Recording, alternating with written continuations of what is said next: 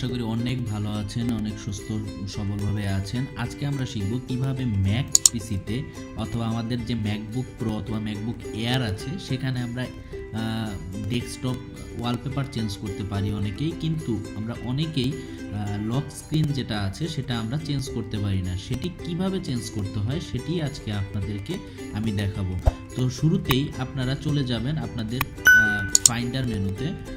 Finder ট্যাবে click করার পর আপনাদের এখানে যদি ম্যাকিনটশ এইচডি অথবা এরকম হার্ড ডিস্কটা শো করা থাকে তো এখান থেকে আপনারা ক্লিক করবেন। আর যদি না থাকে যাদের, তারা এখান থেকে গোতে চলে যাবেন। গোতে যাওয়ার পর এখানে আপনারা চলে যাবেন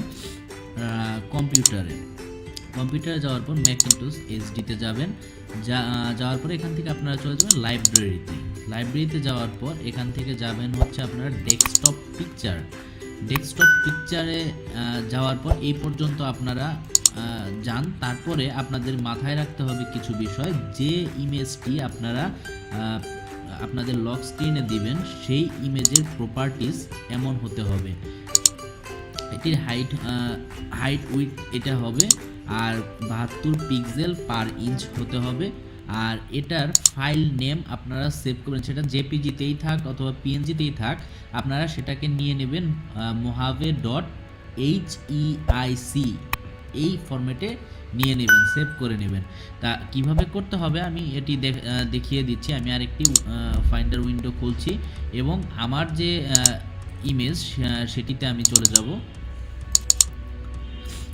যেমন এখান থেকে আমি জাস্ট এই ইমেজটি আমার লক স্ক্রিনে ব্যবহার করতে চাচ্ছি। তো এর জন্য আপনাকে প্রথমে এটি ডেস্কটপে আপনি কপি করে নেবেন। ডেস্কটপে কপি করে নেওয়ার পর আপনারা এটিকে ওপেন করবেন। ওপেন করলে প্রিভিউ যে আছে আমাদের ডিফল্ট যেটা থাকে ছবি প্রিভিউ করার জন্য সেটাতে ওপেন হবে। এখান থেকে আপনারা মার্কআপ টুলে চলে যাবেন। মার্কআপ টুলে যাবার পর এখানে আপনারা একটি টুল দেখতে পারবেন অ্যাডজাস্ট সাইজ। এই অ্যাডজাস্ট সাইজে ক্লিক করবেন। অ্যাডজাস্ট সাইজে ক্লিক করার পর আপনারা এখানে দেখতে পারবেন আপনার যে ফাইলটি সেটির সাইজ এখানে শো করছে। তো শুরুতেই এখানে যে লক আইকনটি দেখছেন এটিকে আপনারা আনলক করে নেবেন। তারপর যেমন উইথ আপনারা দিবেন 5120, এখানে আমার আছে 1920, এখানে হবে 5120। তারপর আমরা হাইট দিব হচ্ছে 2880, এখানে আমরা দিই 2880।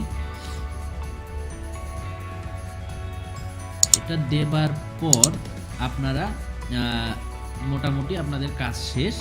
আর এখানে 72 পিক্সেল পার ইঞ্চি আছে। তো এটা দেওয়ার পর আপনারা ওকে প্রেস করবেন। ওকে প্রেস করার পর আপনারা এখান থেকে ফাইলটি সেভ করবেন। আপনারা সেভে ক্লিক করুন। আমার ফাইলটি সেভ হয়ে গেছে। ডেস্কটপে যে ফাইলটি আমরা সেভ করেছি সেখানে সেভ হয়ে গেছে। তো এখন আমরা এটির প্রপার্টিজ দেখতে পারি। গেট ইনফোতে যাই। গেট ইনফোতে যাওয়ার পর আপনারা দেখুন এটির প্রপার্টিজ 5120 2880 পিক্সেলে এটি ডাইমেনশনে এটি সেভ হয়ে গেছে।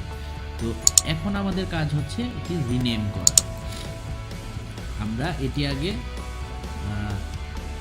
যেমন প্রথমে যে আপনাদেরকে দেখিয়েছি ডেস্কটপ পিকচার্স, এখানে আপনি যাবেন। যাওয়ার পর এখানেও দেখবেন এই mohave.heic নামে একটি ফাইল থাকবে। আমার এখানে একটি ইমেজ দেখাচ্ছে, কিন্তু আপনাদের ওইখানে থাকবে মহাবের যে ডিফল্ট ইমেজ সেটি থাকবে। যেমন আপনি স্ক্রিনে দেখতে পাচ্ছেন যেটি এই ইমেজটি থাকবে। তো এই ইমেজটি থাকলে আপনারা যেটাই থাকুক আপনারা এখান থেকে ডিলিট করে দেবেন। ডিলিট বলতে মুভ টু ট্র্যাশে দিয়ে দিলাম। আপনাকে অথেন্টিকেশন চাবে, আপনি দিয়ে দিবেন। আচ্ছা, ডিলিট হয়ে গেল। এখন আমরা যে ফাইলটি দিতে চাই সেই ফাইলটিকে কপি করব। কপি করে এখানে পেস্ট করব। পেস্ট করে আবার অথেন্টিকেশন চাবে, অথেন্টিকেশন দিলাম। তারপর এই ফাইলটি আপনারা রিনেম করবেন। রিনেম করে এটার নাম দিবেন mohave। আপনার এই স্পেলিংগুলো ভালো করে দেখে নিন। তারপর এখানে আছে জেপিজি, এখানে জেপিজি না হয়ে আপনার হবে HEIC। তারপর আপনারা এন্টার প্রেস করবেন, তারপর ইউজ ডট HEIC এই বাটনে ক্লিক করবেন, তারপর আবার অথেন্টিকেশন। আপনার কাজ পুরোপুরি শেষ। এখন আপনার পিসিটি লগ আউট অথবা রিস্টার্ট দিয়ে দেখুন আপনার পিসিতে লক স্ক্রিন আপনি যেটা ব্যবহার করতে চাচ্ছেন সেটি চলে এসেছে। তো এই ছিল আজকের টিউটোরিয়াল। আপনারা সবাই ভালো থাকবেন আশা করি এবং আমার চ্যানেলের সাথেই থাকবেন। আর যদি কারো কোনো ধরনের প্রশ্ন থেকে থাকে তো আমার ভিডিওর কমেন্ট বক্সে আপনারা জানাবেন। আর আমার ভিডিওটি আপনার বন্ধুদের সাথে শেয়ার করুন, সবাইকে জানার সুযোগ করে দিন। আর আমার চ্যানেলে এখনও যারা সাবস্ক্রাইব করেননি তারা এখনই সাবস্ক্রাইব করে ফেলুন এবং সাবস্ক্রাইব বাটনের পাশে বেল আইকনটিতে ক্লিক করুন আমার প্রত্যেকটা ভিডিও নোটিফিকেশন আপনাদের কাছে পেতে চাইলে।